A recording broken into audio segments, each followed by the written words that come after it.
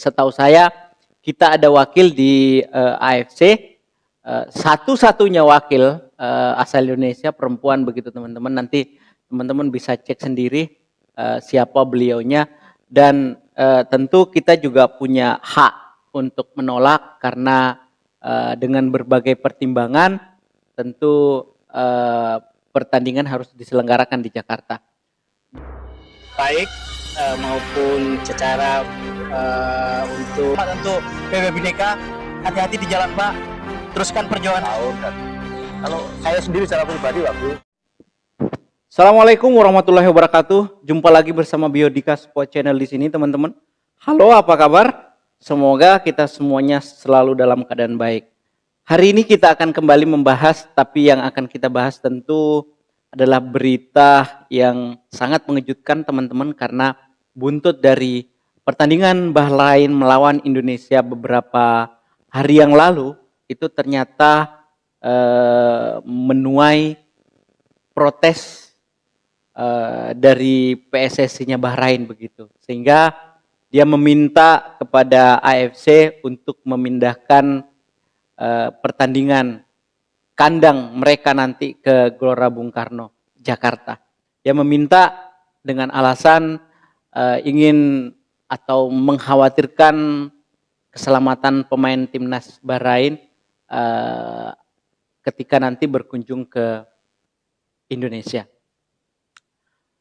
Saya tidak tahu sebetulnya alasannya apakah ini tepat atau tidak, tapi saya menganggap bahwa sah-sah saja kalau mereka ingin mengajukan protes itu atau ingin mengajukan perpindahan pertandingan nantinya. Tetapi kita tentu juga punya wakil. Setahu saya kita ada wakil di AFC, satu-satunya wakil asal Indonesia perempuan begitu teman-teman. Nanti teman-teman bisa cek sendiri siapa beliaunya, dan tentu kita juga punya hak untuk menolak karena dengan berbagai pertimbangan tentu pertandingan harus diselenggarakan di Jakarta, dan tentu kita bisa memberikan jaminan keselamatan kepada seluruh staf dan pemain yang akan nantinya datang ke Indonesia teman-teman.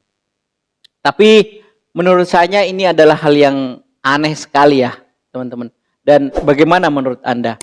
Nah, saya coba akan bacakan tuntutan yang mereka inginkan. Jadi di dalam tuntutan itu Anda teman-teman mungkin bisa langsung mengecek ke situs PSSI-nya Bahrain begitu. Mereka mengatakan bahwa sesuai dengan keinginan Federasi Sepak Bola Bahrain untuk menjamin keselamatan anggota-anggotanya, terutama anggota tim nasional Bahrain sendiri maksudnya begitu. Federasi sedang dalam proses menghadapi FIFA dan AFC untuk memberitahukan mereka tentang perilaku-perilaku yang tidak dapat diterima yang telah dilakukan pada Federasi Bahrain, dan juga kampanye yang mengancam kata-kata hinaan dan pencemaran nama baik yang dapat mempengaruhi keselamatan anggota tim nasional ketika mereka bertemu timnas Indonesia dalam pertandingan tandang di ibu kota Jakarta. Federasi akan mengajukan permohonan untuk memindahkan pertandingan dari Indonesia untuk menjaga keselamatan tim nasional, karena hal ini adalah prioritas utama, terutama karena FIFA dan AFC sangat memperhatikan keselamatan tim-tim yang berpartisipasi dalam kompetisi mereka. Jadi saya tidak tahu teman-teman apa yang dimaksud mengancam, mungkinkah karena kejadian kemarin itu netizen Indonesia atau pecinta timnas Indonesia menggeruduk ke situs resminya AFC atau mungkin ke Federasi Bahrain terkait dengan protes-protes yang terjadi ketika pertandingan melawan Bahrain kemarin. Nah, ini kembali saya katakan. Jadi sebelumnya mohon maaf banget ya aku harus mau katakan dan aku harus berani untuk mengatakan bahwa eh di dalam sebuah pertandingan ya kita boleh kalah pun juga kita siap untuk menang. Siap menang dan siap untuk kalah, begitu maksudnya teman-teman. Namun ketika terjadi kecurangan-kecurangan atau apapun itu, maka kita wajib untuk memprotes. Tetapi sebaiknya kita harus menjaga kesopanan, menjaga tutur kata agar kemudian pihak-pihak lain tidak merasa ada ancaman begitu, tidak merasa bahwa kita sedang memfitnah dan lain sebagainya. Kalimat itu penting pada akhirnya karena buntutnya bisa panjang kalau misalnya kita membabi buta atau serampangan dalam berucap seperti itu. Nah, bagaimana menurut teman-teman, apakah apa yang dilakukan oleh Federasi Sepak Bola Bahrain ini patut dikatakan sebagai sesuatu yang benar, atau haruskah wakil kita Indonesia yang ada di federasi bisa mempertanggungjawabkan apa yang dilakukan oleh netizen-netizen di Indonesia, dan tentu menolak keras ketika memang federasi Bahrain menginginkan pertandingan di luar kandang. Bagaimana menurut teman-teman? Saya sih, kalau memang itu betul-betul terjadi teman-teman, ini adalah sesuatu yang sangat buruk buat timnas Indonesia.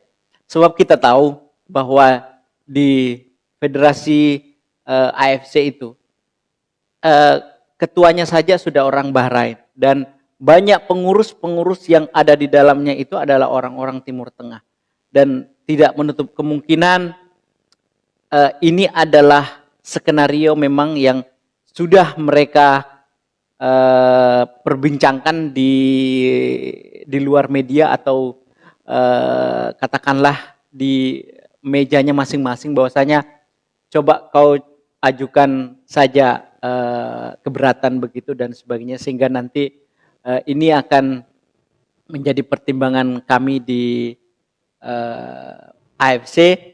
Tapi pada akhirnya ketua federasi yang akan menentukan. Bisa jadi skenario yang mereka buat adalah seperti itu. Dan kalau memang itu betul-betul terjadi, ini ancaman berat buat kita. Lagi-lagi langkah kita yang tadinya sudah cukup berat ketika kita kemarin kalah dengan Cina, itu ditambah dengan kesempatan kita untuk meraih poin di kandang sendiri, apalagi melawan dengan Bahrain, itu menjadi kecil kemungkinannya teman-teman.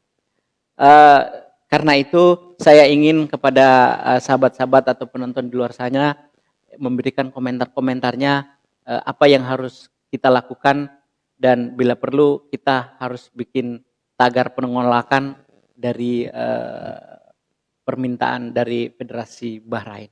Begitu teman-teman. Selanjutnya saya ingin sedikit kembali kepada pertandingan kemarin Indonesia atau Cina melawan Indonesia di Stadion Qingdao Youth Football Stadium begitu, di mana pada akhirnya Indonesia harus mengakui keunggulan Cina, dan Indonesia lagi-lagi tidak bisa memanfaatkan kesempatan baik. Kenapa saya katakan kesempatan baik teman-teman? Karena kita secara penguasaan bola kita sudah menguasai bahkan di atas 70% kita penguasaannya. Tetapi memang hampir sedikit kesempatan kita untuk mencetak gol. Ada apa? Itu kemudian pertanyaannya. Yang kedua, saya ingin sekali lagi mengingatkan kepada netizen yang ada di luar sana. Mohon sekali lagi, mohon, sangat mohon supaya berkomentar Anda ditahan di media sosial. Nah, kenapa saya berkata seperti itu teman-teman? Karena sudah ada tagar Sintayong out. Mungkin ini tidak terlalu trending teman-teman ya, karena memang selama ini begitu jasa-jasa Sintayong sejak menangani timnas Indonesia juga cukup masih bisa dikatakan grafiknya bagus hingga saat ini. Oleh karena itu mungkin itu juga yang menyebabkan tagar Sintayong out ini tidak menjadi trending teman-teman. Dan saya mohon kepada teman-teman tidak bisa kita menilai satu match saja lalu kemudian kita menganggap bahwa seorang pelatih itu adalah pelatih yang gagal, pelatih yang tidak bisa memanfaatkan sumber daya manusia yang ada di tim itu dan atau katakanlah salah dalam melakukan formulasi pemain atau dan lain sebagainya. Tidak teman-teman. Jadi saya mohon teman-teman untuk terus mendukung timnas Indonesia pada saat dia berhasil memenangkan pertandingan, tetapi pada saat dia terpuruk, kita juga mesti harus mendukung dengan cara mensupport untuk terus memperjuangkan hasil yang terbaik di pertandingan berikutnya. Begitu. Tapi saya ingin sedikit membahas tentang pertandingan kemarin terkait dengan memang sih ada banyak yang perkembangan atau rumor-rumor yang berkembang bahwasanya Sintayong sedang berjudi, Sintayong bongkar pasang pemain, Sintayong tidak memiliki kerangka tim yang baku sehingga seringkali mengubah format permainan tidak jelas, tetapi pada akhirnya juga tidak menghasilkan permainan yang bagus. Saya ingin membalik dari apa yang teman-teman di media sosial katakan itu. Kalau seandainya Sintayong mampu meramu atau mampu memberikan kemenangan kemarin dengan formasi yang ada, tentu dinamikanya tidak seperti ini. Berbeda, tentu kita amat sangat mengagumi apa atau keberanian yang dilakukan oleh Sintayong kemarin karena dia mampu memberikan warna dari format starting line up yang ditampilkan kemarin. Dan teman-teman, jadi ini menurut saya teman-teman ya, tidak ada yang salah dari apa yang dilakukan oleh Sintayong. Saya yakin Sintayong sudah melakukan koordinasi, sudah melakukan komunikasi dari hati ke hati dari setiap pemain. Siapa yang siap tampil, siapa yang tidak siap tampil, kemudian taktiknya seperti apa, teknisnya di lapangan seperti apa yang harus dilakukan seperti apa. Tentu Sintayong sudah mengkomunikasikan semuanya dengan pemain teman-teman. Dan menurut saya itu adalah level timnas Indonesia. Siapapun yang diharapkan bisa bermain harusnya memang harus tampil bagus begitu. Jangan ketika diminta untuk bermain hanya iya saja siap, tapi ketika di lapangan merasa grogi atau merasa nervous dan sebagainya. Harusnya memang siap.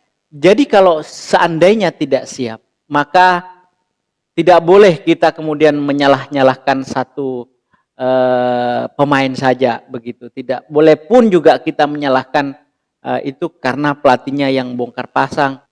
Tapi saya yakin teman-teman, Sintayong adalah seorang pelatih profesional kelas dunia dan merasa dinamika seperti itu adalah sesuatu yang wajar ketika tim kesayangan dari para pendukungnya itu mengalami kekalahan. Balik lagi teman-teman, memang ada yang tidak biasa dari pertandingan kemarin karena Sintayong itu betul-betul menurunkan formasi yang berbeda, di mana di belakang biasanya diisi oleh Rizky Ridho, lalu kemudian ada Jaises, kemudian mungkin juga ada Mees Hilgers karena kita tahu Jordi Amat sedang cedera begitu, lalu kemudian siapa Justin Hubner juga sedang cedera sama. Jadi tentu Sintayong memberikan kesempatan kepada 3 pemain yang saya sebutkan tadi. Namun yang kemarin terjadi adalah lagi-lagi mengistirahatkan Rizky Ridho gitu, karena mungkin kita tidak tahu ada apa yang terjadi. Memang semestinya Rizky Ridho yang harus mengambil posisi Kelvin Verdong. Kemudian Kelvin Verdong kemudian akan sedikit didorong ke depan. Tapi nyatanya Kelvin Verdong yang kemudian menggantikan posisi Rizky Ridho begitu, dan JISS kemudian di sana ada Meshilgers teman-teman. Dan itu adalah formasi yang tidak biasa karena Verdong sedikit biasanya didorong ke atas. Lalu kemudian posisi Sen Patinama juga tidak biasa karena Sen Patinama ini jarang sekali dimainkan. Tetapi saya mengatakan bahwa Sen Patinama adalah pemain profesional teman-teman. Meskipun dia tidak dimainkan, ketika ditunjuk untuk bermain memang harusnya siap, dan kesempatan itu sudah diambil oleh Sen Patinama. Tetapi sayangnya memang di menit-menit awal dia melakukan sebuah kesalahan kecil yang pada akhirnya berdampak besar. Kenapa saya akan mengatakan demikian? Karena blunder yang dilakukan atau antisipasi yang tidak bagus dilakukan oleh Sen Patinama, berharap bola itu mati, tapi kemudian berhasil dicuri oleh salah satu pemain Cina dan mengirim bola itu sedikit ke tengah, dan kebetulan di sana ada 2 pemain Cina yang tidak terkawal dan satu sontekan saja bola itu gol, teman. Nah, tidak hanya Sen Patinama yang kita katakan bahwa Meshilgers di pertandingan melawan Bahrain betul-betul sudah tune in begitu teman-teman. Akhirnya juga kan melakukan salah mengantisipasi pergerakan pemain Cina sehingga satu bola dorongan itu juga tidak bisa diantisipasi oleh Meshilgers. Dan menurut saya bukan hanya Meshilgers tidak bisa mengantisipasinya, tetapi kerjasama atau komunikasi dengan JISS yang saat itu berada di sebelah kiri menjaga satu pemain, tapi tidak bisa berkomunikasi dengan baik. Seandainya Meshilgers itu sedikit sejajar dengan JISS, mungkin bisa jadi adalah offset begitu. Namun nyatanya tidak seperti itu. Asnawi diberikan, ada ya juga yang memprotes begitu teman-teman. Kenapa Asnawi tidak ban kapten itu kenapa diberikan kepada Asnawi, kenapa kok tidak kepada JISS begitu teman-teman. Dan saya pikir itu juga bukan sesuatu yang mesti harus kita persoalkan ketika kita mengalami hal semacam ini gitu kan. Seandainya kemarin kita tidak mengalami kekalahan, tentu soal ban kapten itu juga tidak menjadi persoalan yang cukup merumitkan ya di tengah-tengah media sosial kita. Saya pikir bukan itu letak kekalahan kita, bukan itu sama sekali. Jadi jangan kita melakukan pemetaan yang salah dari yang seharusnya itu tidak perlu kita persoalkan dari kekalahan timnas Indonesia, tapi kemudian kita munculkan lantaran karena ban kapten saja, kemudian dianggap bahwa itu adalah bagian dari kesalahan Sintayong.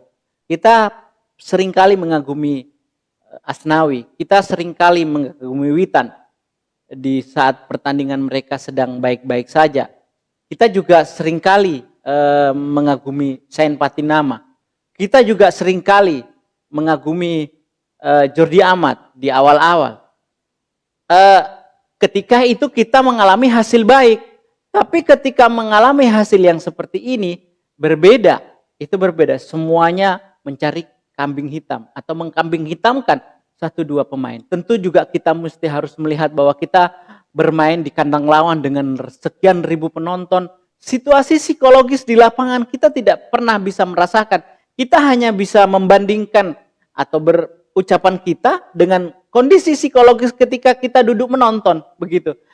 Ini berbeda, teman-teman. Saya katakan ini berbeda. Dan tugas Sintayong itu adalah meramu dan memikirkan apa kesalahan-kesalahan yang terjadi kemarin sehingga tidak terjadi di pertandingan berikutnya.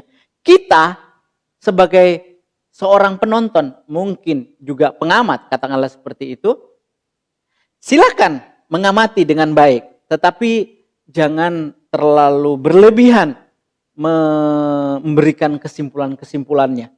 Seperti itu. Termasuk tidak punya kerangka tim. Nah, kerangka tim menurut saya, ya itulah kerangka tim yang dibuat oleh Sintayong selama ini. Karena kita tidak pernah membayangkan bahwa Sintayong dulu menurunkan di pertandingan melawan Bahrain, menurunkan Rizaldi. Dan semua memuji Sintayong menurunkan Rizaldi. Karena Rizaldi bermain bagus. Kalau seandainya Rizaldi tidak bermain bagus, habis-habisan Sintayong. Saya suka dengan apa yang dikatakan oleh Pak Erick Thohir. Mengatakan bahwasanya saya ingin mengevaluasi dari kekalahan yang terjadi dengan Cina kemarin. Nah, kalau Pak Erick Thohir saja mau mengevaluasi, apalagi kita hanya sebagai seorang penonton, pengamat, coba dong lakukan juga evaluasi menurut versi kalian. Tentu kalau misalnya kita gagal nantinya, kita harus bisa mengintrospeksi diri kita bahwasanya sepak bola tidak cukup hanya dibina membutuhkan waktu 2, 3, 4, 5 tahun. Dan kalau itu terjadi, tentu ini adalah fenomenal yang terjadi di Indonesia. Di belahan dunia lainnya, tidak ada sepak bolanya hanya dikembangkan dalam waktu cepat. Seperti itu. Baik teman-teman, saya mendapat informasi bahwasanya PSSI sedang mendekati salah satu pemain yang mungkin kalian juga sudah tahu dari Crystal Palace, teman-teman, Jero Ridwell. Ya, kalau seandainya pemain Crystal Palace ini bisa bergabung dengan Indonesia, tentu lini depan kita akan banyak diperhitungkan oleh tim lawan. Terima kasih teman-teman. Semoga video ini bermanfaat dan kita semangat menyongsong pertandingan tanggal 15 dan tanggal 19. Kita harus raih 3 poin. Apapun yang terjadi, Indonesia harus menang. Terima kasih. Assalamualaikum warahmatullahi wabarakatuh.